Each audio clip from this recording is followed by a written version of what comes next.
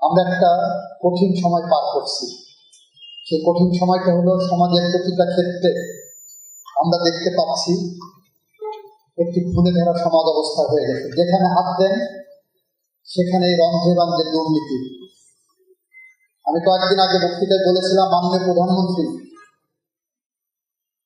দুইটা বিষয় প্রায় আমাদেরকে বলেন। তার একটি হলো খুলনাতে 4.5 কিলোমিটার রাস্তা করতে 280 কোটি টাকা বরাদ্দ করা হয়েছিল। চিন্তা করতে পারেন লুটপাটের কোন স্বর্গরাজ গেছিলাম আমরা। পিরোজপুর, ওখানে এক এমপি ছিলেন, নাম হলো মহারাজ।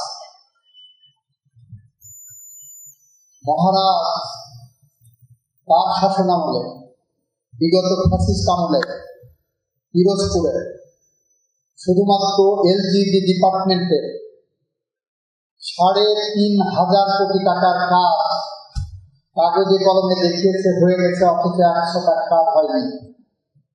1 ইঞ্চি রাস্তা হয়নি, 1 বিন্দু বালু পড়েনি, 100 টাকা সিমেন্ট পড়েনি, 1 কেজি রড পড়েনি। মহারাজের কাগজে কলমে ওখানকার সমস্ত অফিসাররা যোগসাজগি করে 3,500 কোটি টাকার কাজ দেখিয়ে লুটপাট করে নিয়ে চলে গেছেন। আরো কত কোটি টাকার কাজ যে বেগম পাড়ায় গেছে, আরো কত কোটি টাকার কাজ বিশ্বের দেশে দেশে বেগম পাড়া তৈরিতে ব্যবহার হয়েছে, তার কোনো হিস্সা নাই। তবে টাইমস ম্যাগাজিন, বিশ্ববিখ্যাত টাইমস ম্যাগাজিন, তাদের একটা প্রতিবেদনে বলেছেন 16 বছরে বাংলাদেশ থেকে ডকুমেন্টে অবৈধ অর্থ পাচার হয়েছে $234 বিলিয়ন। টাইমস ম্যাগাজিনের তথ্য, এটা আমার তথ্য না।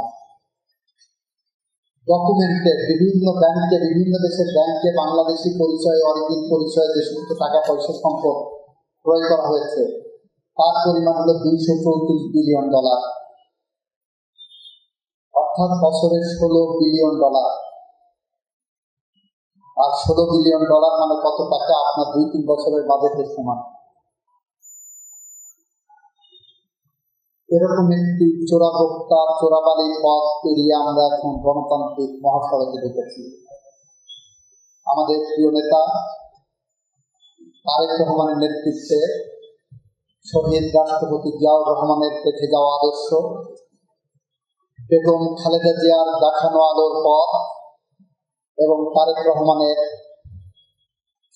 আই হ্যাভ এ প্ল্যান, সেই মহাপরিকল্পনার অংশ নিয়ে আমরা যে পথ ধরে এগিয়ে যাচ্ছি, সেই পথে আপনাদেরকে আমরা আমাদের পাশে চেয়েছি, সাথে চেয়েছি, সামনে চেয়েছি, পিছে চেয়েছি। আমরা যদি ব্যর্থ হই, আমাদের 1400 শহীদ ব্যর্থ হবে। আমরা যদি ব্যর্থ হই, বিগত 17 বছরে যারা সংগ্রাম করেছেন, জীবন দিয়েছেন, যারা মানবাধিকার বিরোধী অপরাধের শিকার হয়েছেন, তারা ব্যর্থ হবে। আমরা যদি ব্যর্থ হই, তাহলে আমাদের 71-এর স্বাধীনতা ভুলুণ্ঠিত হবে, আমাদের 90-এর দেওয়া রক্ত ভুলুণ্ঠিত হবে।